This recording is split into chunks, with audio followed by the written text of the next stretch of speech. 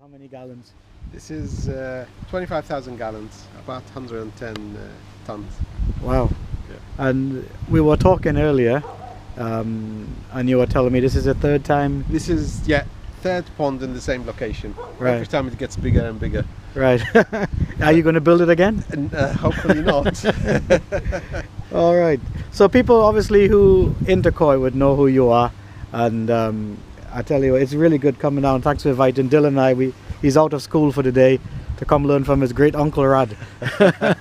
So well done anyways on the recent success at the Southeast show, and we'll have a look in a bit later. But I was interested in your journey to koi, how you started. It started about 20 years ago. I moved to this house and I renovated the house, and then when I came to do the garden, the plan was to put a swimming pool in this location. Yeah. And the pool, then I looked at the surrounding, looked at the weather, and I thought, nah.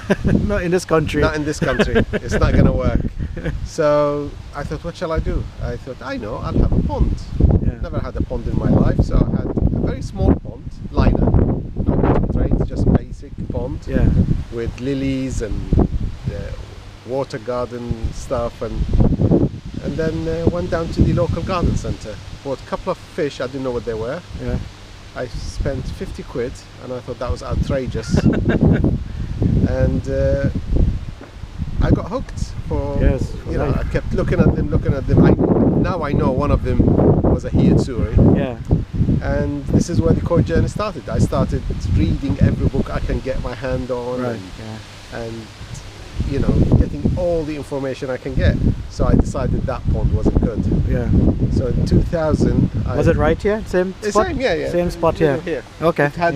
It was all trees, not trees, like big bushes, shrubs and stuff like that. Yeah. So I built the second pond here, which was 56 ton. Okay. Concrete, bottom drain. Yeah. It was a good pond. Yeah. It performed very, very well. It's just aesthetically maybe it could have been better. Okay. Also, it was very deep. It was 7 foot. Right. And how deep is this now? This is in its deepest point. It's 5.5 foot. Okay. On the edge is 4.5. Okay. And it's I mean from 2000 to I would say 2000 and maybe 12. Yeah. I had that pond. Okay. And so fairly recently. Yeah. And then in 2012 I decided aesthetically I wasn't happy with it. Okay. It was probably too deep as well. About 2005, 2006 I had a few issues with the swim bladder. Okay. Which now I know what the cause of it was. And I decided, well, I'll build it. Right. So I moved my koi in 2012 to my garage. I've got a small pond there. And the plan was to build it. And of course, I travel a lot, couldn't get around to it. They lived in the garage for 2 years until I got around to actually building it. So in 2014... Oh, I think I saw pictures of that. Yeah. In 2014, 2 years ago, I decided enough is enough. I'm going to do it. Yeah. And, well, it looks fantastic. How long did it take from start to finish? Not long actually. The actual construction. Actually, it was the wettest summer. I think the day the diggers turned up. So it started raining. Started in August, and I think by November it was fired up. Okay. You've got to remember all the pipe work and all the other stuff. I've done it myself with the help of Stuart Toms, my friend. So it could have been faster, but I enjoyed it. I enjoy most of the stuff, apart from the actual construction and the concrete blocks and the concrete, which I designed, but obviously I didn't do it myself. Builders done it, but all the pipe work, even the decking, I tend to do myself. Wow, very handy. Unlike me. Yeah, but it does take a long time. It takes a long time. But that's part of the hobby. I enjoy it. Yeah. There's no once I fired it up, then it was a case of after that it's just making it pretty. And then also if something goes wrong, you know where exactly where it is. Whereas you have to call somebody back and all them sort of thing. So can we see the filters somewhere? I mean, they hidden? Very briefly. Yeah. So that you get your head around it. 4 bottom drains 4 bottom drains, right? and skimmers, Yeah. which are not the acting, yeah. skimmers at the end, but they're not Okay. acting as skimmers at the moment because we've got air curtains. You got air curtains, yeah. to stop food going into them. Yeah, basically. okay. 4 bottom drains. They Okay. go under here Yeah, into the drums, okay. which are underneath. The underneath there, yeah. I think I heard it going off earlier. They are removable. Oh, okay. Oh, I see. All right, okay. All right, well and hidden. literally, only that step, 2 screws, I can lift it off. All right, okay. And I Yeah, can yeah. service them if I want. Yeah, yeah. Oh, The- good. The reason they are here because obviously they've got to be slightly above water level. Yeah, yeah. And these steps, you know, they need to be built. Maybe that's it. Yeah, but it's a good way. You have it hidden. You have it hidden off into Yeah. the corners and Also for noise and yeah, aesthetics. and stuff like that. Yeah, it looks really good. And is there? Would you? This is not. Is this the first set of drums you've run, or you've run drum before? I've run drums since 2003, I think. Okay.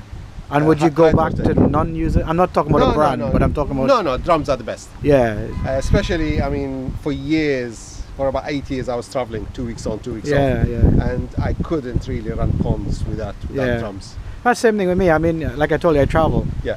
And there's no way, even with kids, they're not going to clean no vortexes and stuff. Yeah. And I'm not saying that they don't work, but Yeah. for my lifestyle, I had to have something that's automated. Yeah, I think they work very well. And the good thing about drums, unlike brushes or vortexes, with brushes and vortexes, even if you discharge them once a day, the rubbish is sitting there for a Yeah, whole day. that's right, yeah. While these, they They take go it out, every yeah. 20 minutes or Yeah, whatever, yeah, you know. So no, they're great. Obviously, they're pricey. Yeah. I've got 2 here, Hydrotech, which is the original I bought, Oh, okay. and I've got 1 Profi, Yeah.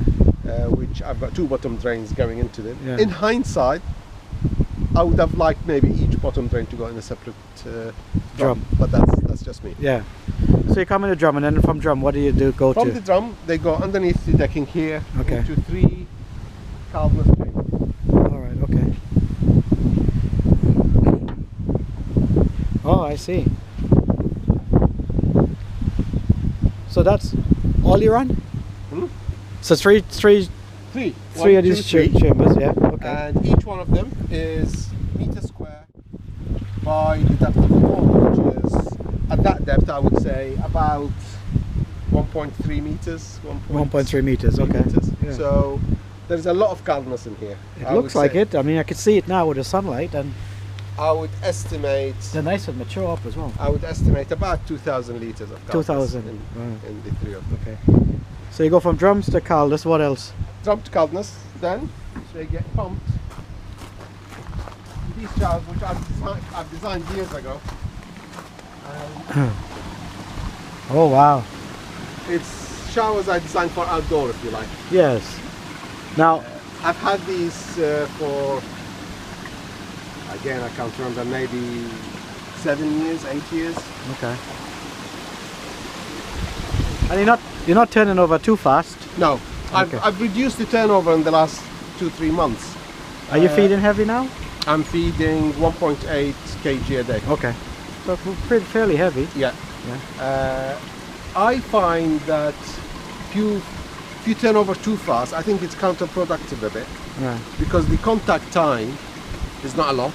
Okay. So I ran an experiment 2-3 months ago where I tweaked it down. We're all obsessed by this. You've got to turn it once an hour, and Yeah. but why? Who made this rule? You know. Yeah. Sure. So especially for a big pond, I thought, well, instead of all this power, electricity, pumps, high pumps, Yeah. and I thought, well, let's cool it down a bit. So now I've got more contact time in the coldness Yeah. and more contact time on the bacteria house. Okay. And I found that, if anything, the water parameters actually got slightly better. Okay.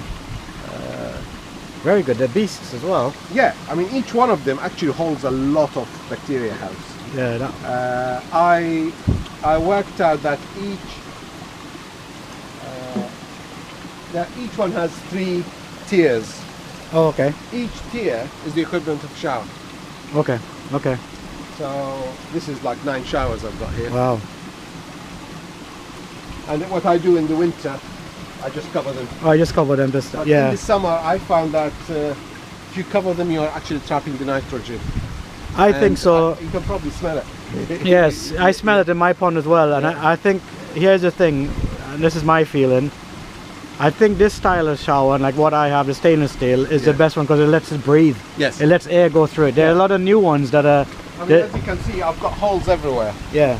And that is important. Yeah. That's what makes, you know, it you helps. need the air change. It needs a, You need the air change. And they have some new plastic ones in the market, and they're good. But the problem I see with them is the breathing factor. Yeah. You know, because being by around my fish house, I could smell the ammonia. No, you need to open them. I've seen showers where it's all enclosed. Yeah. It's not good. Yeah. Because the nitrogen, one of the good things about bacteria house, I mean, there is a reason why I run coldness and then bacteria house. Okay. Because in my previous pond, I had two bottom drains. One of them was going to drum and then shower. Yeah. And the other one was drum, coldness, then shower. Okay. And the difference was phenomenal. Really? Right. The one that goes from drum to shower, the shower was very dirty. Right. The bacteria house had a lot of rubbish on it. Yeah. While the one that goes coldness, then shower, the shower was clean. And that tells me the coldness, actually the microorganism that lives inside the coldness actually eats away all the fines that go through the drum. So what I do is it goes through the coldness, good retention time. I've got a retention time now of about 3-4 minutes. Okay. And I would like it to be a bit more, but 3-4 minutes is fine.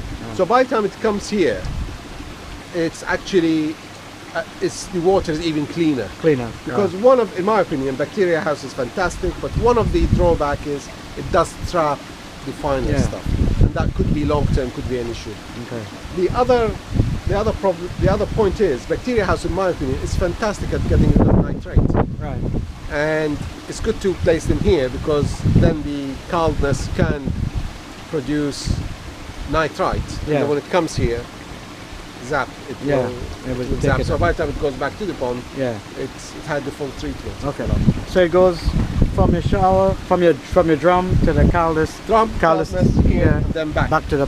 When it goes back, as you can see, it goes at surface level. Yeah. I don't have any returns below the surface level. Okay. Because I don't like that. I believe that if you have it below surface level and you have any air trapped in the water, then that will cause the supersaturation issues. Right, okay. Especially from these. These generate a lot of nitrogen when they get rid of the nitrate. Right. If you have a nitrogen gas and you are trapping it and then you're bringing it mid-water, then you're actually injecting the nitrogen back into the water. So what I like to do is I like to keep it at the top.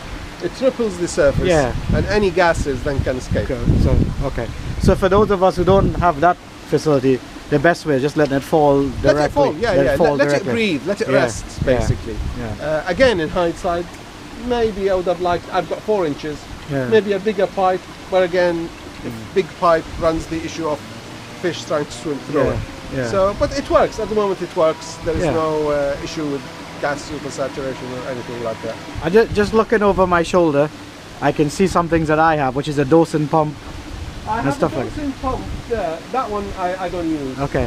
That one there is a pH dosing pump. Okay. Which I use very infrequently to, if in the summer the water gets green and the pH rises, then I try to control the pH with it. Do you run RO at all? I do run RO. I can show you in the bunker there. Okay. I run, funny enough, I run the very cheapest RO units you can get. Oh, well, we're all interested in that. We're all interested You need good power. I've got good pressure in my mains here. Okay. I've tried the expensive RO. It's good, but I reverted back to my cheap RO. But whatever works. It works for me, you know. I also have this little baby. Oh. That is fed from the skimmer. Is that ozone? That's a protein skimmer. Protein skimmer, okay, sorry. It gets rid of all the DOC. Okay, That, in my opinion, is invaluable. I love that unit. Okay. I've had it on my old pond. I've had that unit for 10 years maybe. Yeah. And this one makes the water crystal clear. Gets rid of DOC cannot be filtered biologically.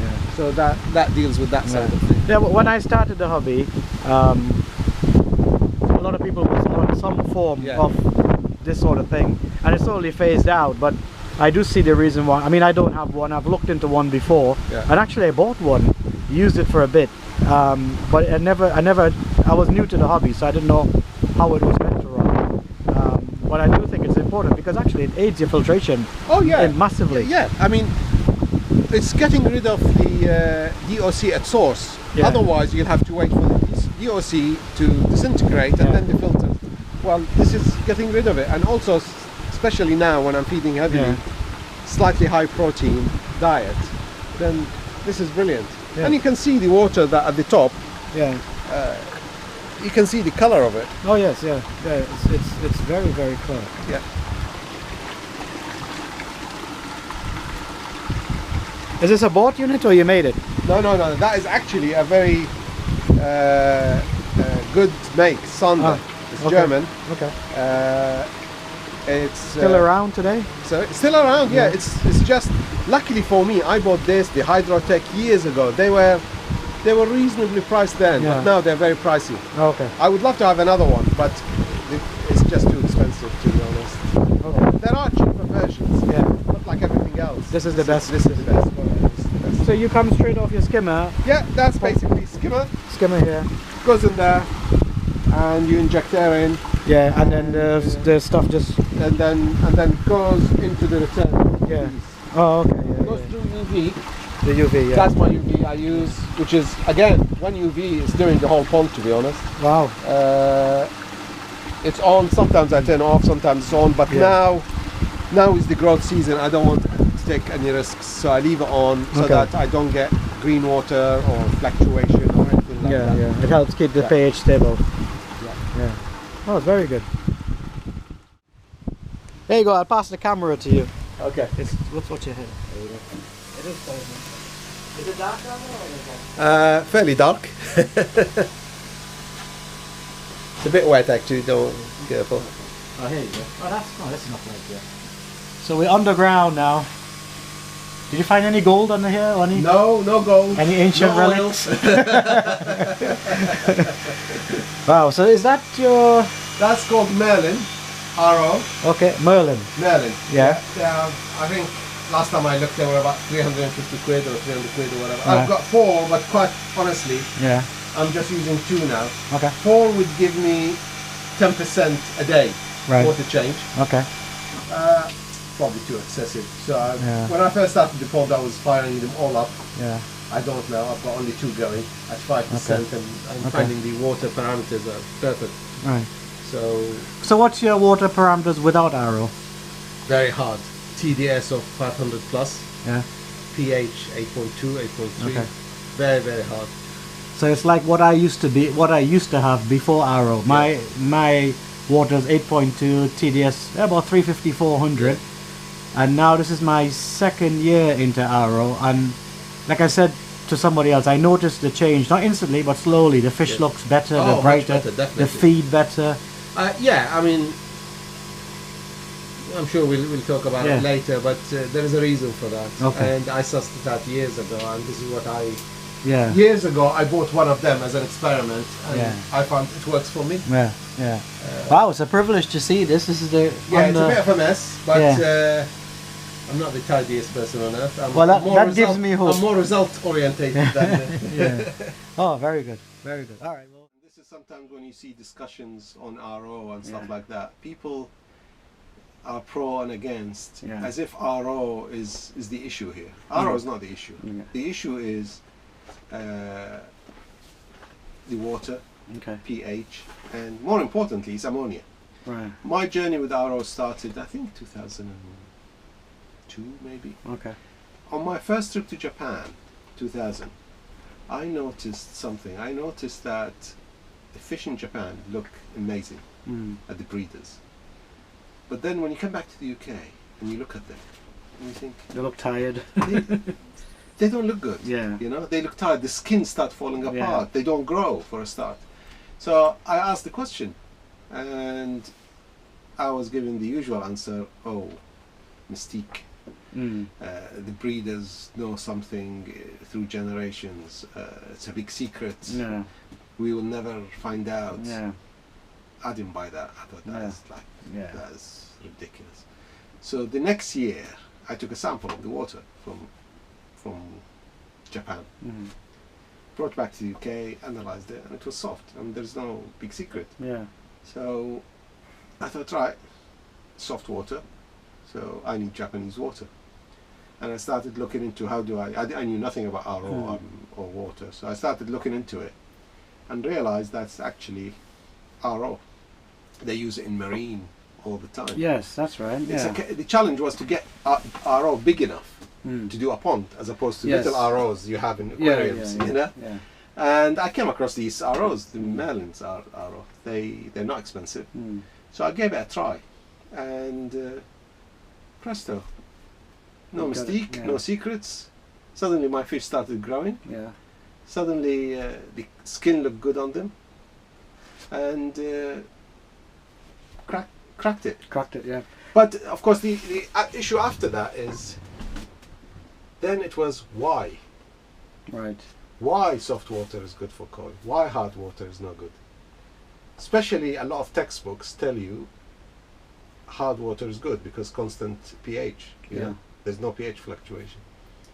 So why is that? And this is where I went on my journey of reading aquaculture books, speaking to marine biologists to find out. And then I actually realized it's actually the pH.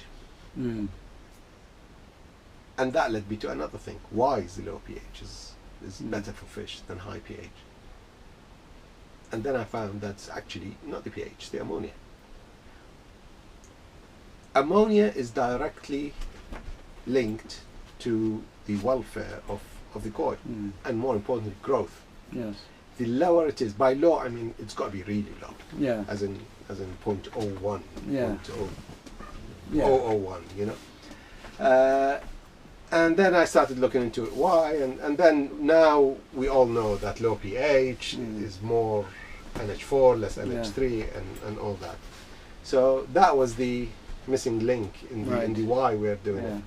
I think that was back in 2002, 2003. Okay. And then I started talking to people like Mike, like-minded people, and then we started changing ideas and all that. So here's the thing, I run a low pH as you do. What's your KH level? I don't actually pay much attention to the KH. Okay. It's the pH that is in that. So what's your pH right now? Right now, I think I haven't looked. Maybe 7.2, 7.15, something like that. So it's you'll probably be about a 1 on a KH, I imagine, something like that. Yeah, I try to be about 1.5 or something like that. But if 1.5 going to give me, under particular circumstances, high pH, then I'm not worried about going lower. Yeah. Sometimes if you're on too low KH or too low pH, then your filter starts struggling. Then it becomes counterproductive. You want to reduce the ammonia, but your filter is not working. So it's that fine balance which comes with, after each pond has got its own dynamics. And after a few years, you know your pond. You know what works. You know at what pH you are safe and you get good results, and what pH you start struggling a bit. You know? Well, I asked somebody that both of us respect highly in a koi world. I don't want to call names, but I asked him. I said, "Who do you think has the best pond in the UK and the best stock of koi right now in the UK?" And without hesitation, he mentioned you.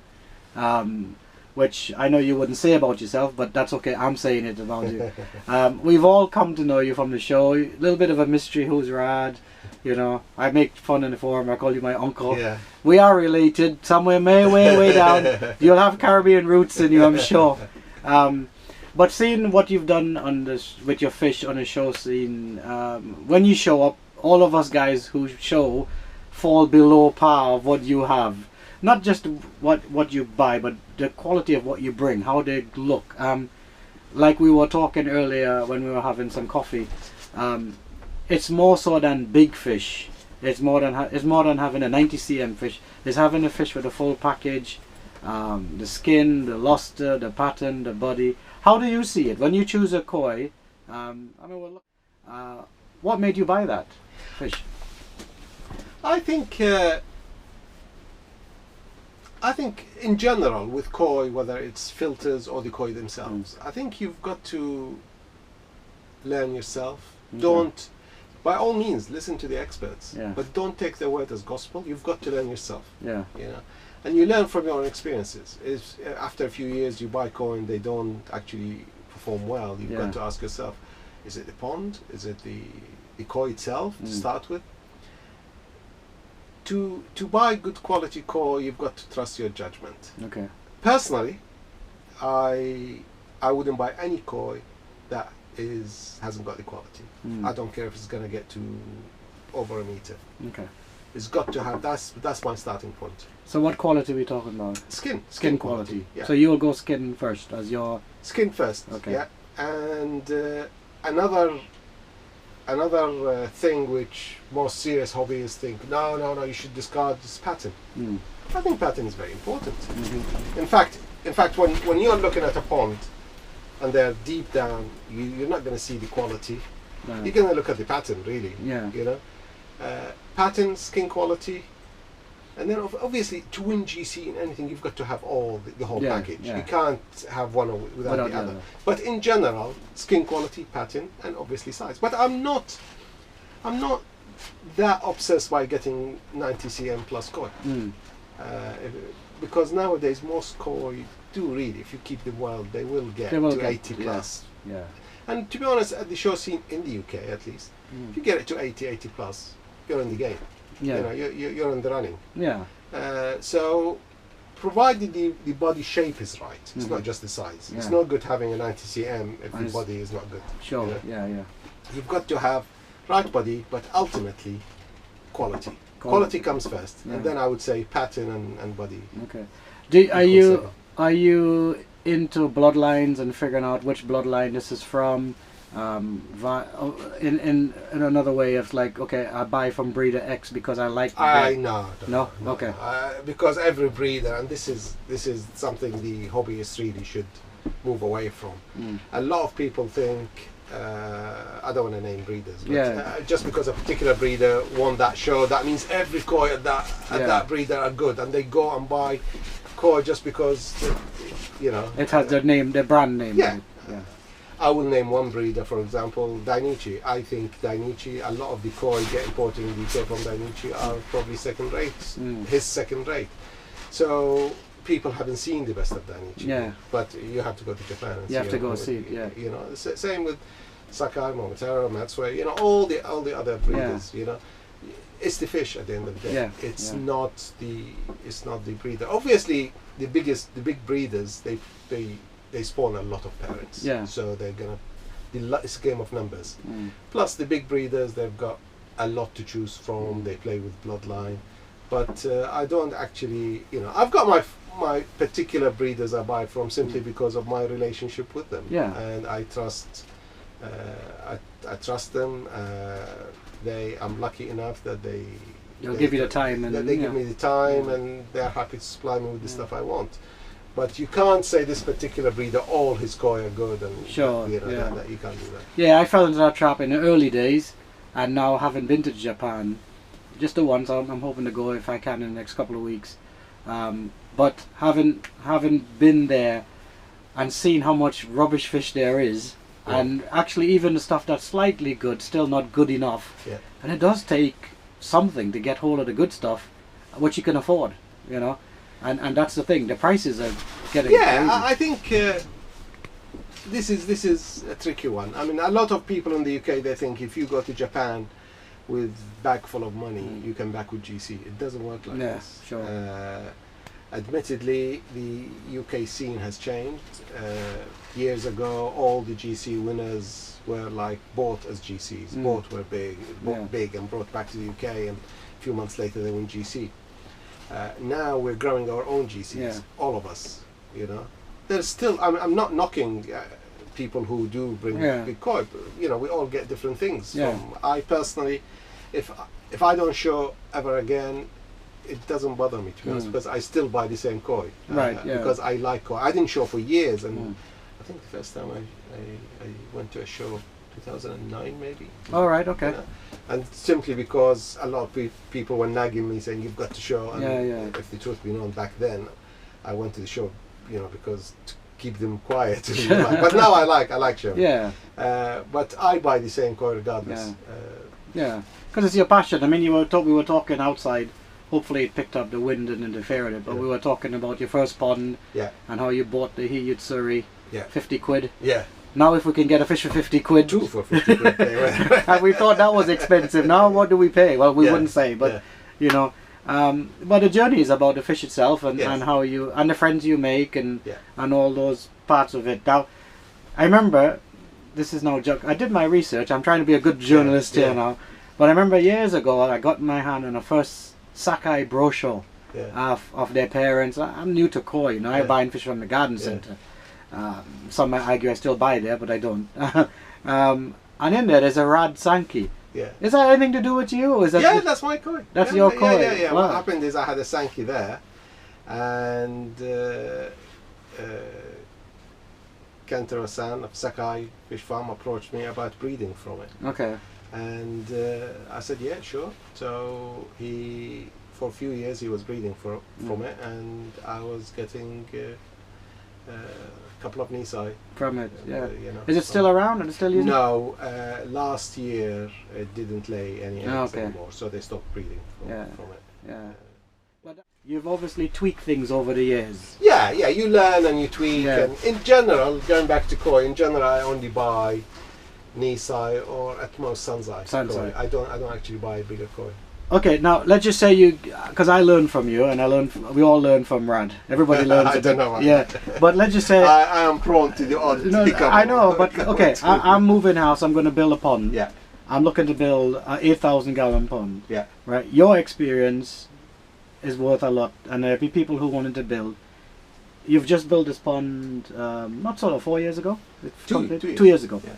What advice you'll give somebody building a pond today? Forget money and those things, but I think in general, concrete pond, obviously. Yeah. Don't go too deep. Okay. You don't need to. I mean, people go deep for the volume, but it's pointless, to be honest. Okay. So when you say not too deep, what would be 1.65? 1.65. Yeah. 1.65 bottom drain for 8,000. Did you say? Yeah, 8,000. Yeah. 8,000 gallon. Yeah. Couple of bottom drains, each one into separate drum. If separate you can afford drum. it. Yeah. You can afford it. In that way, if something is wrong with one, there's always something. Yeah, there's a circuit, and also with 2 bottom drains, you get different pull. Right. You know, to actually balance them, it's a guesswork. Yeah. And then go into, like I've done here. I'm happy with what I've done here. Is go into coldness. Okay. Try and get 4 to 5 minutes retention time in coldness. I would say that is would be ideal. Ideal. And then from there, go into a shower and bring the shower back surface level. Okay. Don't have any water going in below the surface. Below the surface. Because in case you get any gases trapped, it just goes gases down. off. Yeah. Nitrite. Sorry. Yeah. There are a school of thought by some people. You might have seen it on the forums that if you're going to run a low pH with KH low, you're going to end up with nitrite problems. Your fish is going to end up you'll have a nitrite reading, and you'll end up having to put salt to counteract it. You're obviously doing it. I don't think you salt your ponds, because no true hobbyist would want salt in their ponds. I'm not against salt. Yeah. I think there's a time and place, and there's got to be a reason. Yes. And by the way, well, let me answer your first question. Yeah. And I'll come back to the nitrite.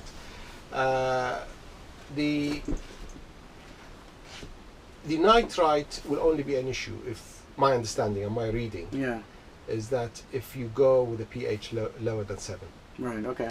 As long as you stay 7.1, 7.2, the bacteria is okay. Right. Admittedly, as you go up in the pH, the bacteria will multiply better. Yeah. But through my observation, if you've designed your filter right, you're feeding matching the filter, then at 7.1, I mean, I haven't measured the nitrite for a while, but the fish are happy usually. Yeah. Last time I measured, it was 0.02 with heavy feeding, so that's acceptable. In my opinion. That's pretty low. Yes, pretty low. You know? So it's working. Yeah. You know, below 7, I've had experiments before where below 7, yes, you're going to get problem with nitrite. So keep the pH above 7, 7.1, 7.2 is good. Let's not be obsessed with that 7.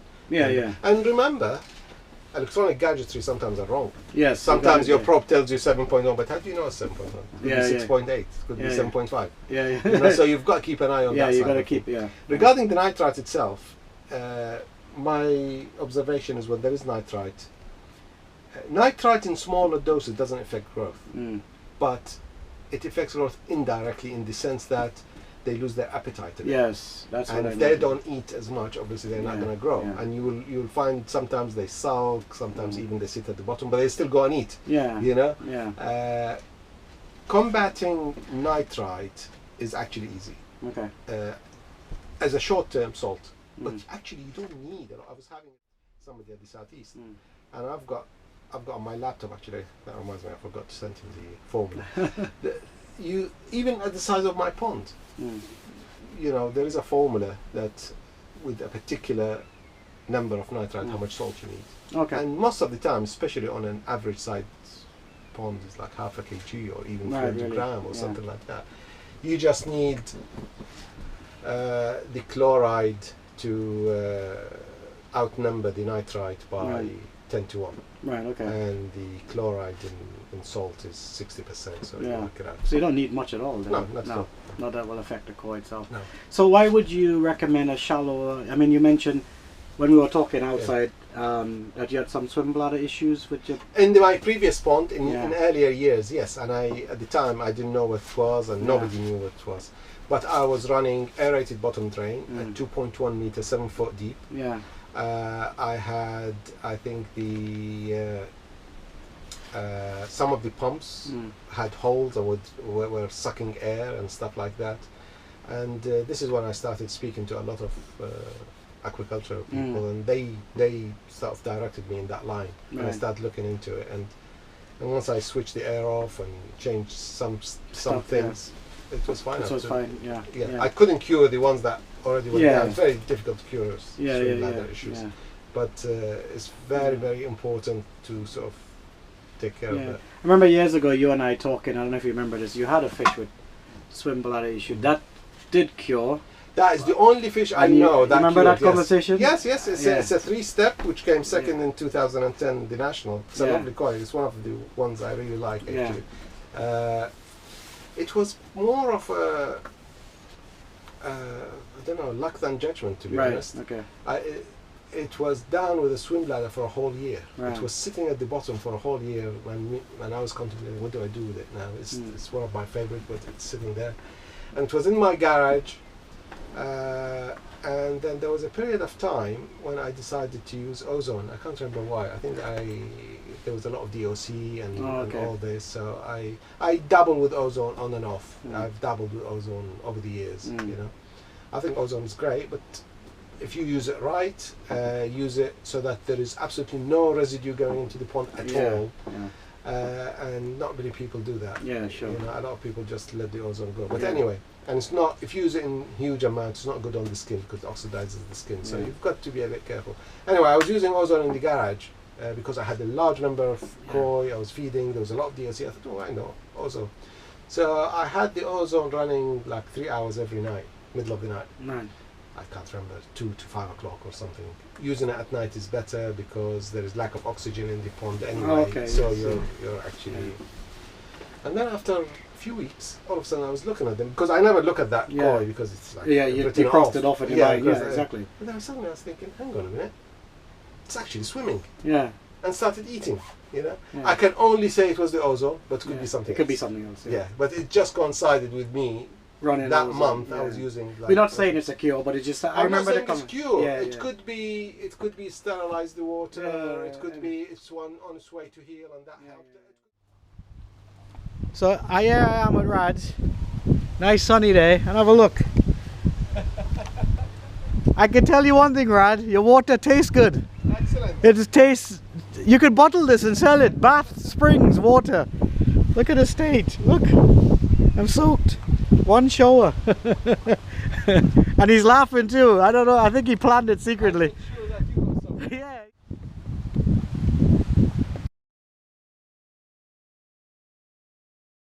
Wow, very beautiful. So tell us about this. Oh wait, no? Why no? Yon side this year. Yon side this year. Yon side wow. this year.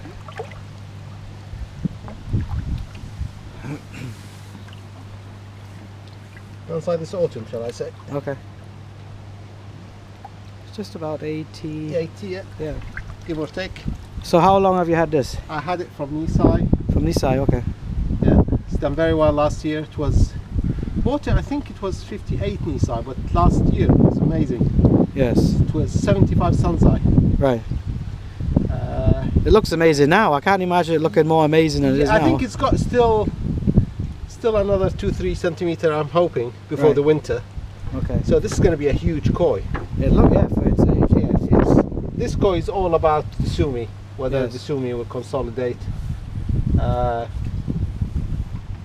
Ueno San, he thinks the sumi will come. I've got no reason to disbelieve Yeah. it. It's on the white, obviously, where we need it to come up. Yeah. But because it's growing so fast, it's another 2 years project, I reckon. Yeah. I like the Benny type on it as well. Yeah. Actually, before you told me it's Ueno, I would have guessed it to be Ueno because I've had one and been on his farm. The Benny type reminds me of his. Is that fair to say, or am I being? Yeah, I haven't had much experience, to be honest. Okay. This is my only Ueno Oh, show right, I've okay. got. So, yeah, I mean, I'm happy so far. I'm pretty sure the body will come. Yes. It's slightly thin and long, but because all the food is going in length. Yeah. Like, Yeah. I think, I don't know, maybe next year, definitely the year after, it will be ready for a show. This is a Matsui Yonsai this Yonsai. autumn. Okay. Bought as Tosai, stayed in Japan Okay. until it was Nisai and it was shipped. So Yeah. I've had this for a couple of years maybe. Couple of years. Actually, I think, is this Nisai or something? I think it's Sansai actually, sorry. Okay, Sansai. Sansai, yeah. Oh, I would give it. Sansai, yeah. Well, close 69. enough to 69, 70. 69. Sansai, yeah. Yeah. Yeah. Because I bought it as Tosai, I thought, yeah. Do you know the parent on this? No. Okay. It was actually bought from a picture, Did it? Yeah. yeah. You know, the body style. Yeah. I have a few Matsui, but the body style of this one reminds me a little bit of a Momotaro, sort of. Yeah, it's. I think this. Do you know what I this, mean? This koi will get big. Yeah. It's got the frame, Yeah. and you've got to remember. I'm pretty sure it will put another couple of centimeters at Yeah, least before yeah. the winter. Yeah. Because I'm feeding heavily now, and they're Yeah. going to stay at warm temperature for another month or so. Yeah. Yeah, it does remind me of a Momotaro frame Yeah. koi itself. Not that I know what I'm saying, but for me, it does remind me of that. Somebody else might be watching this. Sounds and, good anyway. Yeah, somebody else will be watching this and think, you have no idea. Well, that's okay. I can't be handsome and smart at the same time. I can't have God. God You can can't be one of them. I know, at but God least. can't give me all, otherwise you'll have jealous people on the planet, you know. So handsomeness is what I'm stuck with. It's got a nice head.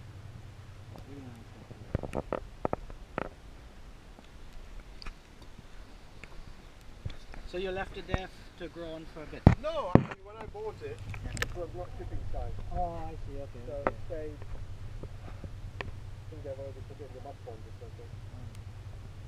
Maybe I was going to ask you about that. How do you feel about leaving fish to grow on? Whether you? I don't. No, you don't.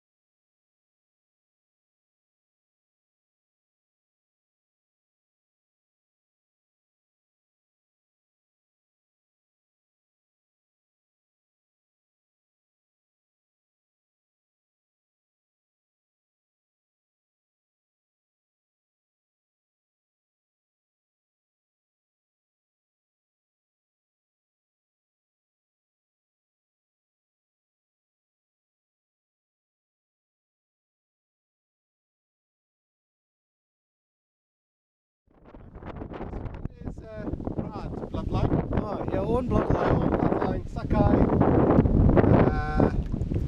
I think this is now. So you had this on this side then? This is why it's born in Nisai, Nisai. I can't remember, I have to look up. But I think this is now maybe 6-year-old. 6 years. Maybe. It's I a can't stocky body, yeah? Maybe 5, either 5 or 6. Yeah. This was actually going to go to the southeast beside my other Sanke, Okay. but knocked a scale a month before the show. Oh, I see, yeah. That's It's- colouring back up. It's colouring back up nicely, Yeah. but still, I felt maybe. Man, I'm jealous looking at you. It takes an age to get a good Sanke. Yeah. I mean, for me, it's like my nemesis. Yeah. And you got like, What I love about this Sanke is the sumi. The sumi Yeah. is very, very nice and well placed. so you know your nephew that you have here from Trinidad? I don't know you. I don't know you, Jim. Who are you? Who let you through the gate? This is a really nice koi. Really, really nice. Well, it must be 80? This should get me. I don't know. 78, yeah. It will get 80 by the winter. The body looks Yeah, the phenomenal. body is good. Yeah. So the Raad I think the bloodline, first year of this pod, because it was new, a lot of my koi didn't grow very well. they was separate. But now this year they're doing well. Yeah. So I'm pretty sure this will eventually get to 85. But everything I like about, I mean, the body shape, Yeah. the sumi type, the Yeah. pecs. I mean, it's my pet peeve, but I have one or two where the pecs just didn't fully, Yeah. you know, I didn't, and I find it distracting from the koi. But everything in this koi, Yeah. it's just superb. Yeah, Just I like superb. it. I like it. This, The tail tube is look at the size of it. It's just massive. I call it tail tube because it's a fishing term, but I know No, it but- is tail tube. Okay, yeah. So, yeah, really, really good. And then the kiwa on it as well. Yeah. I gotta be careful, don't drop the camera. But the kiwa, the kiwa on this is superb. Just everything about it. Yeah, So I guess this would be a rare, because if he's not breeding from the Raad line no longer, this is a rare. Yeah, this is. I've got another one. Hopefully, I Yeah. can catch net, and yeah. It's- show you. Tell you, it's a privilege to see it, though, Raad. It Thank you. really is. This has not been to any show. So this is first time it's been seen Yeah. by the public, Yeah. at least. Yeah, by the public. Yeah. Yeah. And then this sumi is coming. Went to the southeast. Got second in size 6. Second size 6. Yeah. What I like about this is the skin quality. Skin quality is very, very, very good. Yeah. Nice shaped fish as well. Yeah. Traditional 3-step pattern. Yeah. Good skin. I'll probably not show it this year. Just it will be in between sizes, Okay. and see what happens the year Yeah. after. Yeah. Good promising fish, huh? Yeah. Yeah.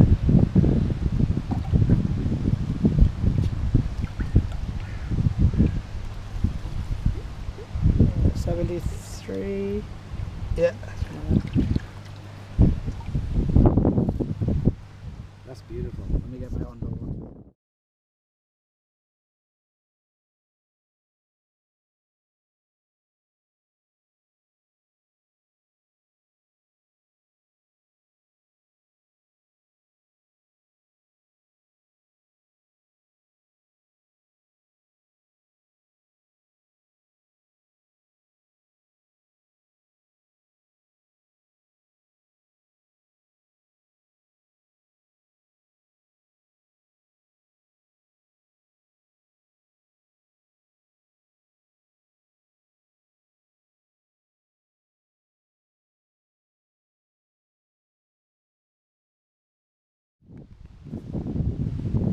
So this is Matsue. This is Matsue. Must be Yonsai or Gosai. Let me think. Can't remember. Okay. Mike will know. All right. Actually, the size will tell me.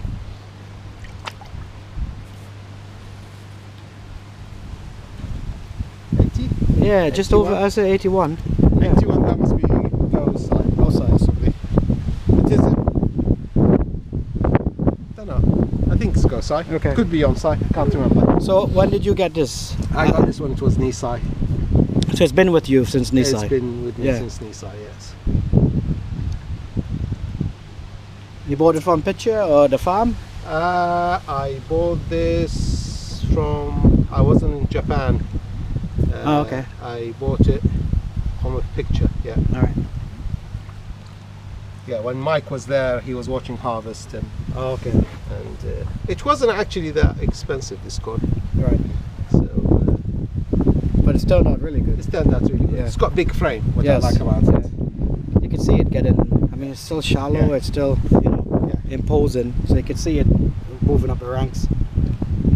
And for its age as well. Looking at your feeder going off, it brought me to the idea of talking about food a bit. So, let's just go through your feeding regime. How do you feed your koi? I feed my koi hikari sake. Okay. And 50% sinking, 50% floating in general. Now I'm feeding 1.5% of body weight. Okay. Which is actually slightly higher than I usually do, but I'm just trying it on this year to up the feed a bit. This is the growth season, and I'm running on 23.5 degrees, so this is their chance to grow. At the moment I'm feeding the floating is a mixture of color and growth, and the sinking is a mixture of growth and balance. I never feed 100% growth because I think, especially for big koi, that's a bit too aggressive. Too aggressive. You know? The color food, actually, this is the first year I am actually feeding color food. I never usually, but I've been told by a couple of Japanese breeders they feed like 30%. Right. So I'm just trying it now. The idea is as the skin stretches, it needs a bit of help. Yeah. So. Because I've heard people say if you've got quality koi, you don't need to feed color food, and personally I feed color food, and I see people like yourself and others who have what I consider quality koi, and feeding color food is not a result of having poor koi, it's just koi itself. No, I think this is a bit of misconception. If you're growing toad's eye, although Japanese breeders, I believe they do still feed color because the skin stretches, so they need help. But the logic is if a fish is not that good, then the color food can hide a lot of sins. Right. But I'm not sure. Okay. I think, as you've seen, some of the koi we bowled, you've got sometimes the odd koi that over the summer lost the scale, blemishes, and my idea is as it's growing and stretching, at least it will heal before the winter. As I said, I haven't actually tried it before, so I'm trying it this year and see what happens. Without naming the other brands, have you tried other foods and then come back to sake hikari, or have you always fed sake hikari? I've always fed hikari sake. Yeah, I'm sure there are a lot of good food out there. I don't want to judge them because I haven't tried them. I never judge any product without trying it. But for me, hikari sake works. Yes. You know, and it's what a lot of Japanese breeders recommend it. And I've got no reason to switch. I'm happy with it. Yes. Yeah, sure. There are one or two other products that are on the market now. People, I'm sure it's good. Yeah. You know, but I don't know. I've got no reason to switch personally. Yeah. And regarding the food itself. Obviously, as the temperature cools down, I will be changing the growth really.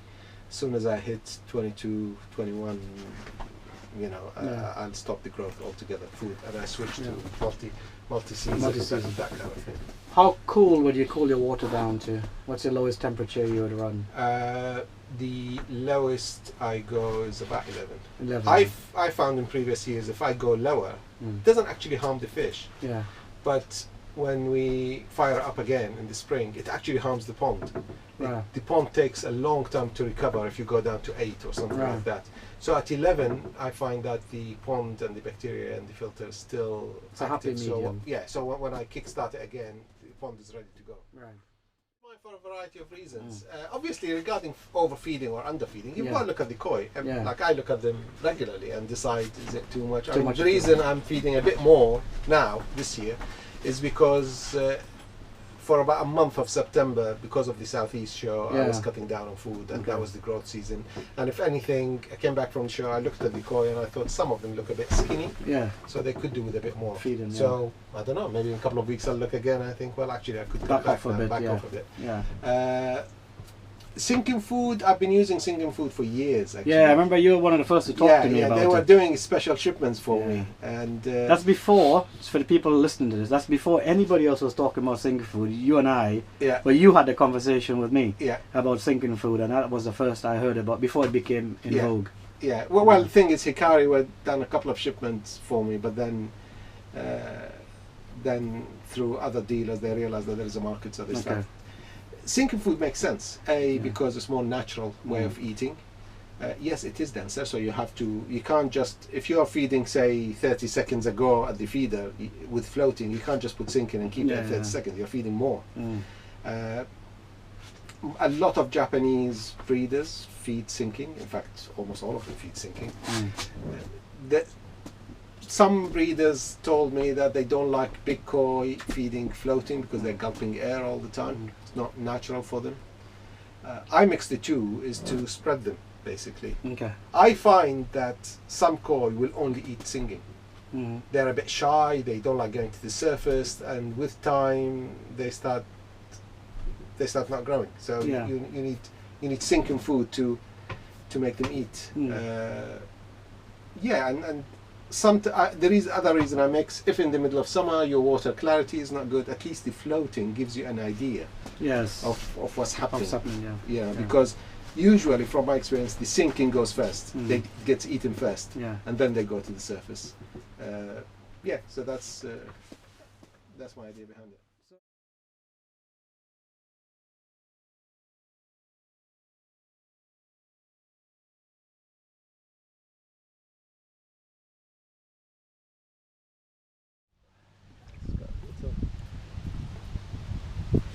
Well, everybody would know this koi, Raad. Well, everybody who shows. This is my pride and joy. My pride and joy. The fin has healed since the show. Oh, it had damaged itself, had it? Yeah, the show. Coming out of the bag, it damaged itself. Yeah, it's all clear. It's mainly cleared up now. It's nearly, almost. It's 95% healed. Look at the sumi on that. The sumi is, very Look glossy. at that. In fact, let the sun hit it. Yeah. So you bought this? Bought this at Sanke in 2010. Right. And Sanke, okay. Yeah, so this autumn it will be 9-year-old. And it's been in my pond ever since. Wow, you've done very well with this koi.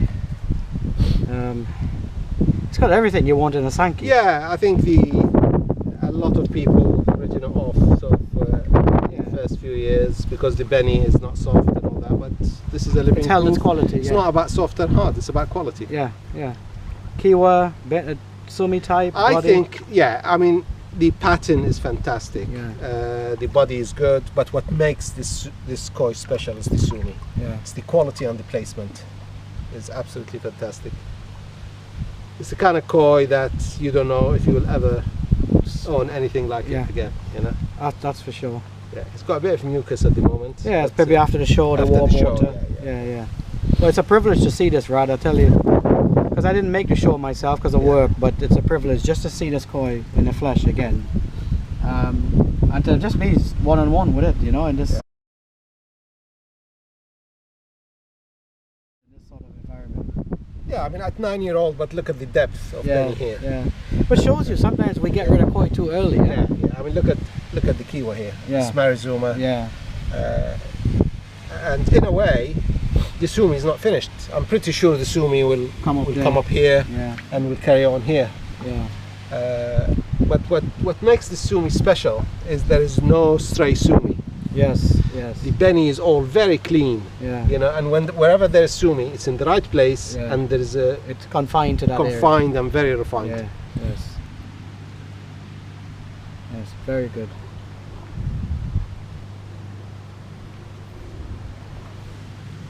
It's actually, beside all this, it's actually a nice koi in the pond.